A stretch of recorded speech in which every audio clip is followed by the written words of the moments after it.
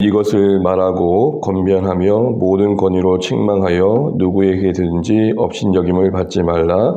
너는 그들로 하여금 통치자들과 권세 잡은 자들에게 복종하며 순종하며 모든 선한 일 행하기를 준비하게 하며 아무도 비방하지 말며 다투지 말며 관용하며 범사의 온유함을 모든 사람에게 나타낼 것을 기억하게 하라. 아멘. 오늘도 새날 주여 찬양합니다. 기도하면 감사합니다. 이거 많이 받으십시오. 계속 우리 디도서 말씀을 보고 있습니다. 계속된 권면 가운데 바울이 2장 15절에 디모데에게 이런 말을 합니다. 앞서 권면했던 그 내용들을 가지고 권면하되 권위를 가져라 라고 말합니다. 이 말은 권위적이어야 된다 이 말이 아닐 것입니다. 하나님께서 지도자로 당신을 세우신 것을 기억하십시오 이런 말일 것입니다.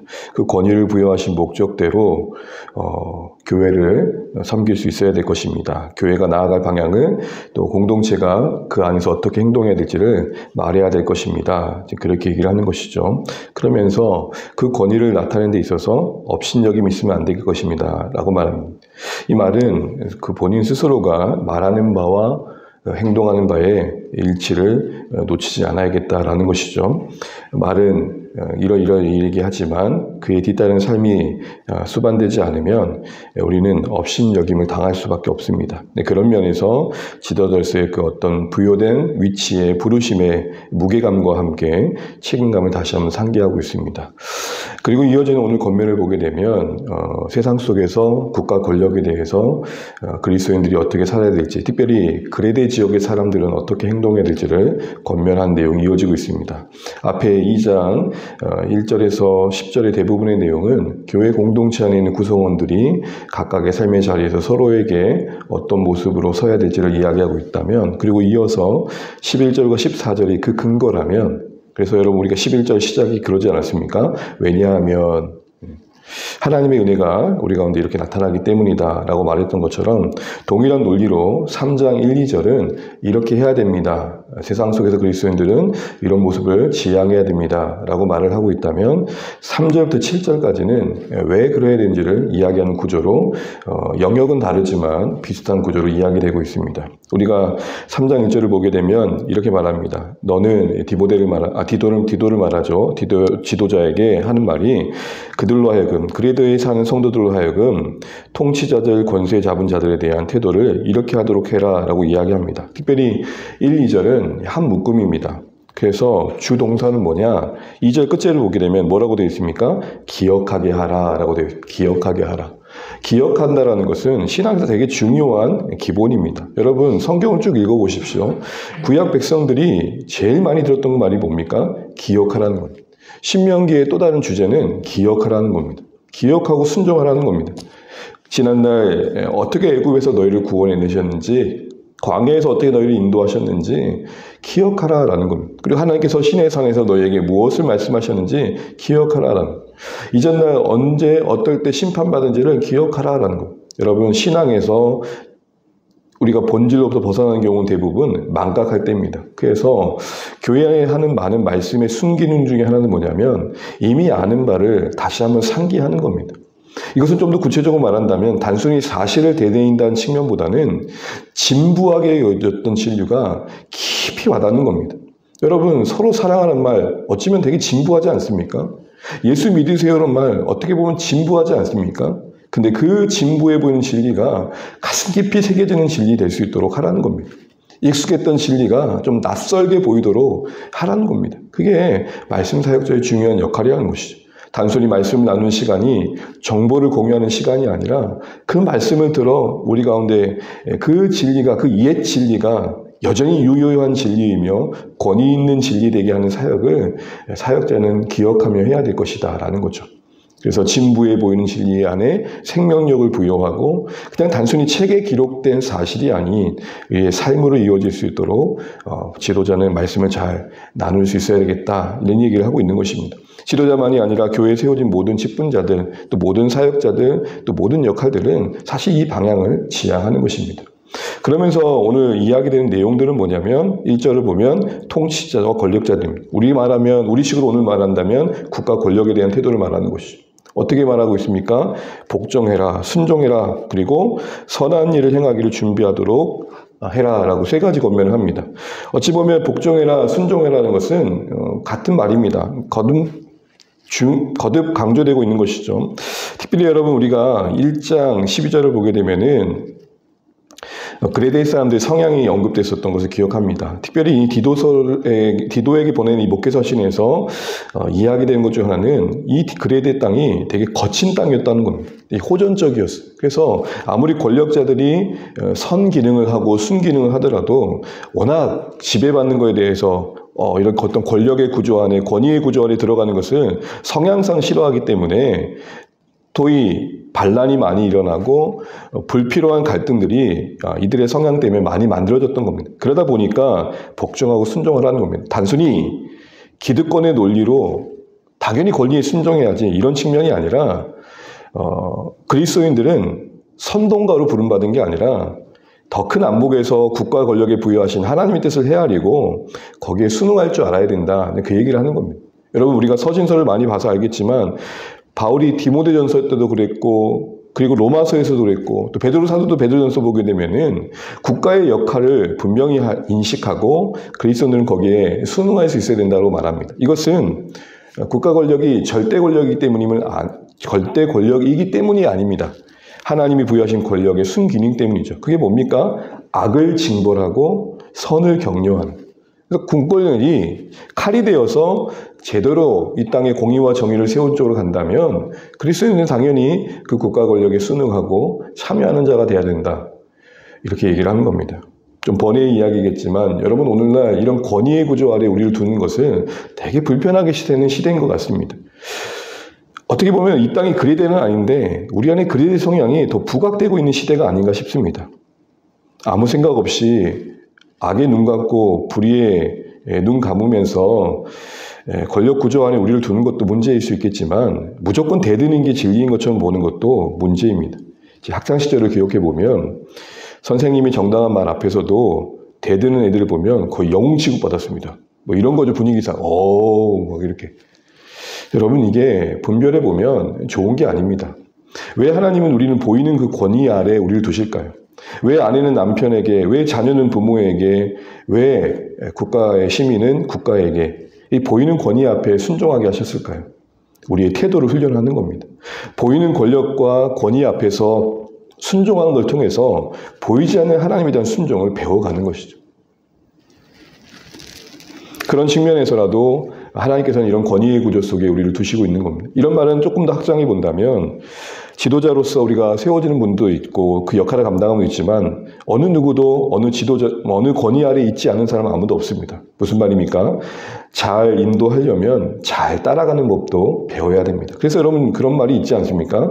리더십만큼이나 되게 중요한 것은 팔로우십이다.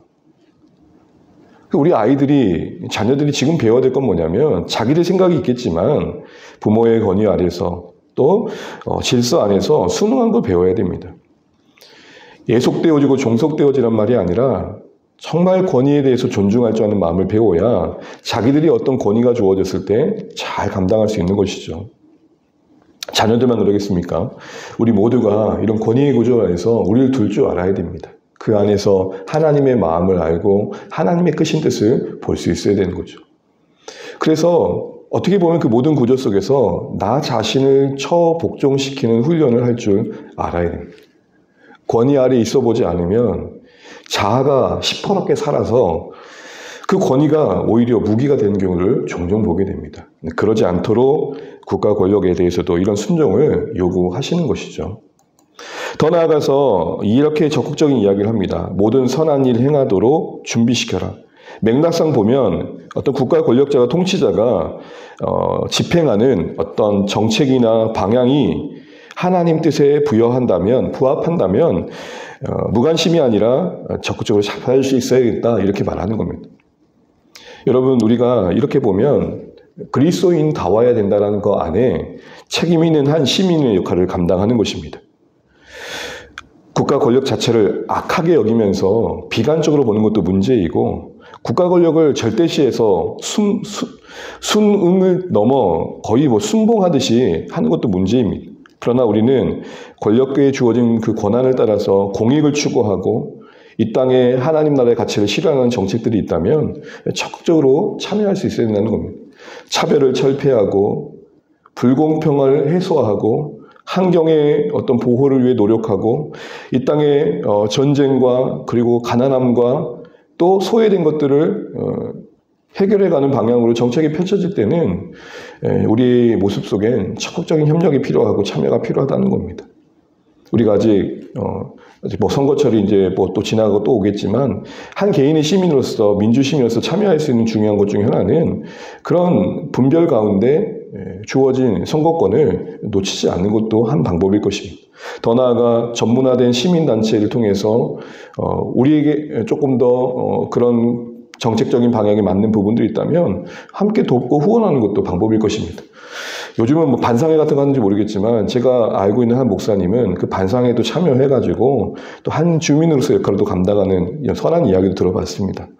또한 학교 내에 관련된 기관으로서 학교에 학폭 같은 게 열리기 전에 선행되어진 조사위원회가 있다고 합니다. 최근에 만난 목사님은 그런 조사위원회 활동도 하신다고 하네요. 그러면서 자기가 목사라는 신분을 갖고 있으니까 오히려 상담하는 대부분의 사람들 중에 크리스천이 있잖아요. 그러면 이게 학폭으로 넘어가기 전에 조사위원회를 통해서 진정되어지면 잘 되는 거라고 하더라고요.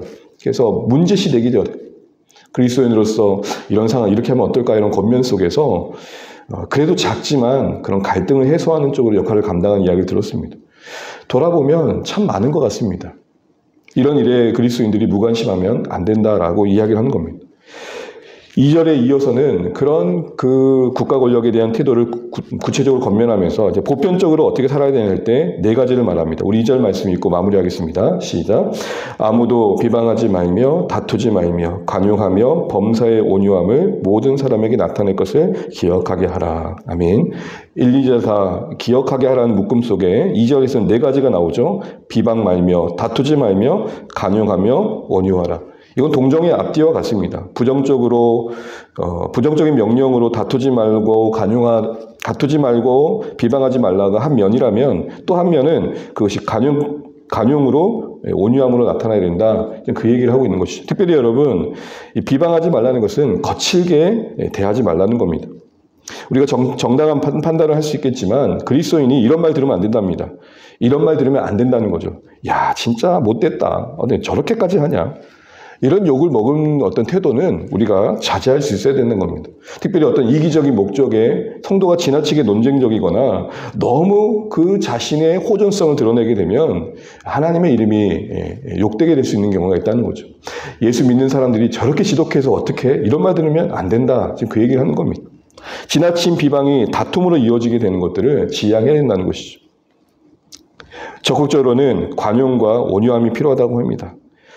이 온유함을 결론 맺고 있는 것을 주목하십시오. 온유가 뭡니까? 하나님 아래서 헤아리라는 겁니다. 힘이 있고 할 수 있지만 하나님이 다스림 아래서 그 관계와 상황에 대해 여유를 갖는 게 온유의 한 면입니다. 모든 걸 하나님께서 보고 계시지. 내가 내 힘으로 지혜로 정당성을 확보하기 위해서 투쟁하는 것, 그래서 지나치게 이기적인 그 자신의 목적을 위해 호전성을 드러내는 거, 그거 그리 좋은 거 아니다. 이렇게 이야기를 하고 있는 것입니다. 관용하라는 게 무조건 순응하라는 건 분명 아닐 것입니다. 악에 동조하라는 말도 아닐 것입니다. 적어도 신자라면 이 모든 상황도 하나님께서 다스리고 있는 한 영역임을 인정하고 손해 안 보려고 무릅쓰는 한 사람으로서 드러나기보다는 기다릴 줄 알고 정중하며 친절한 모습으로 상황에 대한 모습을 보여줘야 된다는 것입니다. 이제 말씀을 좀 맺겠습니다. 사랑하는 주안의 가족 여러분, 교회 안에서만의 권면으로 이 디도서는 끝나지 않습니다. 그레데 사람들이 그곳에서 한 시민으로서 역할을 제대로 감당할 수 있도록 권면합니다. 오늘도 신자로서 이 땅에 살아간다는 것은 이 세상 속에 살아가되 하늘 소망 있는 자로서의 근본적인 지문을 가지고 이 세상을 바라보는 관점도 외면하지 않는 것입니다. 오늘날 신자들이 오히려 선동가의 위치에 서 있는 모습으로 비춰지는 게 안타깝습니다. 오늘 말씀대로라면 관용과 온유의 관점에서 보면 그리스도인들은 정당의 이해관계를 뛰어넘는 위치에 있어야 됩니다. 이념과 이도의 일기를 뛰어넘는 위치에 있어야 됩니다. 만약 이런 분별이 없으면 특정 정당의 이익에 휘둘리거나 이용당하기 쉽습니다. 저는 이런 면이 이 땅에 없지 않아 있다고 봅니다. 그리스도인들은 그것을 뛰어넘는 가치 속에 헤아려야 됩니다. 특정 정당에 애속돼서도 안 될 것입니다. 지지는 할 수 있겠지만 그 정당을 절대시하고 그 정당이 모든 것을 이루어질 것처럼 선한 기대감을 갖되 절대적인 기대감을 갖는 것도 주의하셔야 됩니다. 이 땅에 죄가 있고 악이 있음을 분별하셔야 됩니다. 그래서 분별력을 가지고 하나님 나라의 관심 속에 때로는 정당한 비판도 할 줄 아는 것, 그런 균형이 오늘 이 말씀에 고스란히 녹아져 있는 것입니다. 온유함을 지키되 분별도 잃지 말라는 것입니다. 여러분, 이 땅의 교회로서, 우리가 한 사람으로서, 한 신자로서 이런 시대적 분위기를 잘 분별하고 우리가 할 수 있는 최소한 일부터 시작하시면 좋겠습니다. 오늘 찬양했던 것처럼 하나님 이 나라의 민족이 하나님의 정의와 공의로 충만하게 해주십시오. 이 땅의 갈등과 분열에 그리스도인들이 오히려 그것을 더 부추기는 입장이 아니라 그 한 축이 아니라 선한 화해자로서 쓰임받게 해주십시오. 이렇게 이야기할 수 있어야 될 것입니다. 이런 좀 더 큰 관점에서 하나님 나라의 백성으로서의 삶을 권면하고 있는 말씀 앞에 오늘 우리가 기도하면서 순종할 수 있는 오늘 복된 말씀 되시면 좋겠고, 특별히 온유하라는 말씀 기억하시면 좋겠습니다.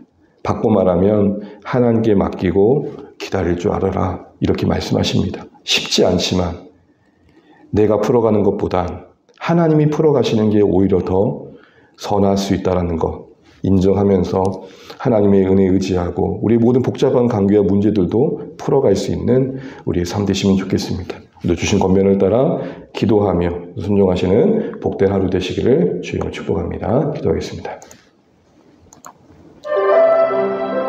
네, 오늘 바울이 디도에게 목회자로서의 그 권위를 분명히 하라고 합니다.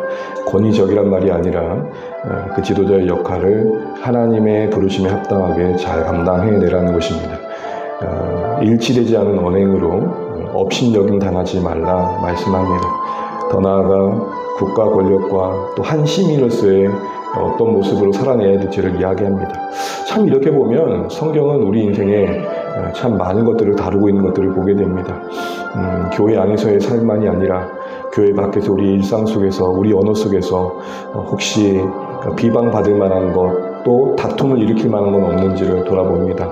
하나님 바라보면서 언쟁과 분쟁을 부추기는 입장이 아니라 수용할 줄 알되 또 분별할 줄도 아는 그런 선한 모습이 우리 안에 있으면 좋겠고, 우리 한 사람이 당장에 이 세상을 바꿀 수는 없겠지만 하나님의 크신 뜻 안에 허락하신 국가 권력을 우리가 바르게 분별하고 제 역할을 할 수 있도록 기도해주고 또 관심 갖고 참여할 수 있는 우리가 되었으면 좋겠습니다. 하나님 이 땅에 이 민족이 하나님에 대해서 이루는 거룩한 도구로서 잘 쓰여지게 해주시고, 그래서 이 땅의 갈등과 불공평과 차별이 해소되게 하시고 소외됨이 없게 하시고 하나님의 나라가 아름답게 실현되는 국가 권력이 되게 해달라고 또 기도해 주시면 좋겠습니다. 교회를 위해서, VIP를 위해서, 사랑하는 자녀들을 위해서 여러분 기도 제목 가지고 기도해 주십시오. 특별히 오늘 말레이시아 유다에 섬기시는 이재영, 양재영 형제사님 가정을 위해서 기도해 주시면 좋겠습니다.